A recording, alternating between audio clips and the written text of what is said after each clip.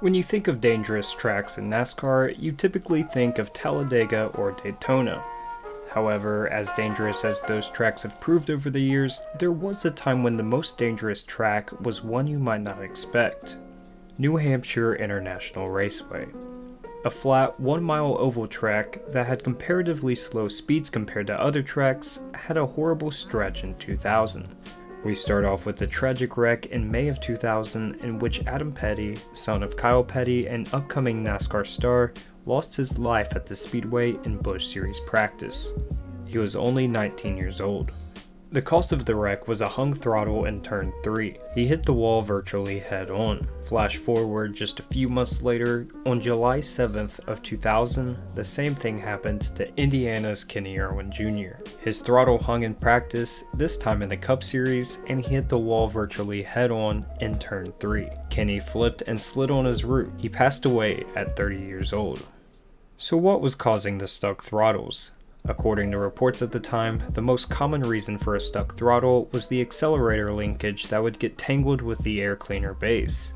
Sometimes a failure in the carburetor joints caused a hung throttle as well. It wasn't a series issue either.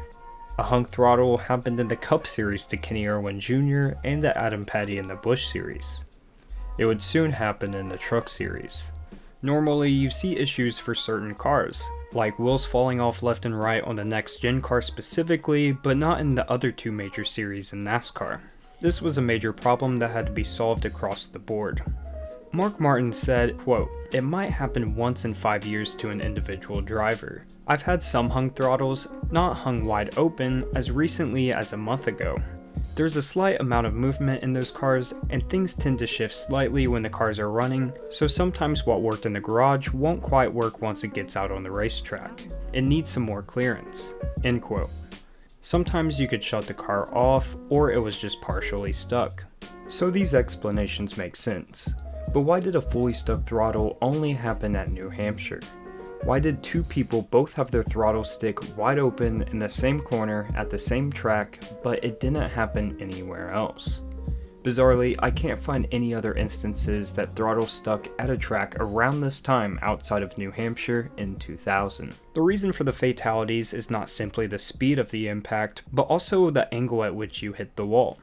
It just so happens that New Hampshire has some of the sharpest turns on the entire NASCAR schedule. Now, I'm not a scientist, but I'm going to try to briefly describe it. If you hit a wall at a 90-degree angle, then your body is only moving forwards and backwards. However, if you hit a wall at a 75-degree angle, not only is your body traveling forwards and backwards, it's going to move it violently from left to right. This gets extremely dangerous in the head and neck area, especially at the time of these incidents when these parts of the body were not restrained as well as they are today. So this brings us to Dennis Setzer. At the time of Kenny Irwin Jr.'s death, Dennis was 40 years old. He was establishing himself in the newfound Truck Series with 4 career wins and a 3rd place in the 1999 standings. He had some success in the Busch Series as well, with nearly 100 starts from 1991 to 2000 and found victory lane twice.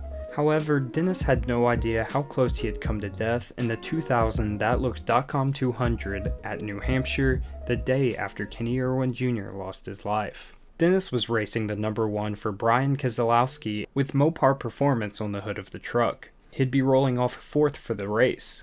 Up to this point, Sedzer was really impressive. Aside from 3 mechanical failures, he was competing for top 5s week in and week out, but just hadn't found victory lane.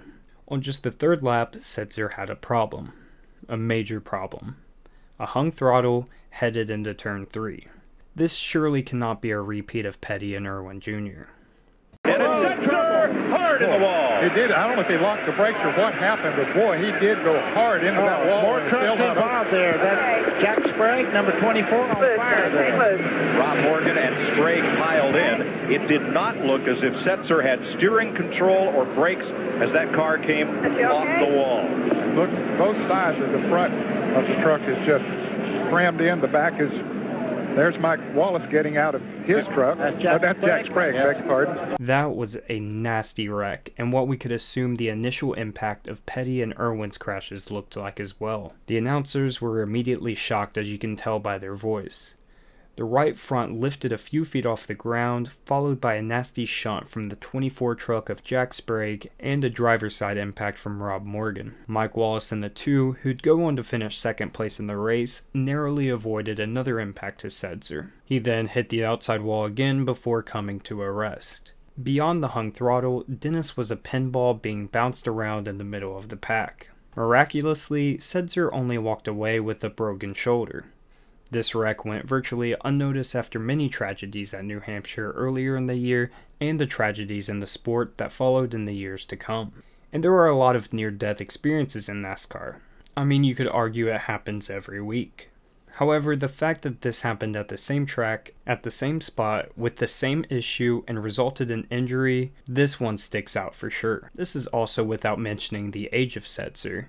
He wasn't old by any means at age 40, but his body definitely had more wear and tear than the young Adam Petty and Kenny Irwin Jr. Further, it may be wrong to assume that the trucks aren't as safe as the Cup Series, but in my mind it just makes sense that Cup cars are safer than the trucks, especially at this time. Despite this incident and injury, Sedzer didn't even miss a race, and amazingly came back and won the next race in the Truck Series just 7 days later at Nazareth. He stated that he still had multiple scratches and big bruises, and wasn't even able to lift his arm to scratch his head, but he won the daggone race. He was barely able to wiggle in and out of the truck.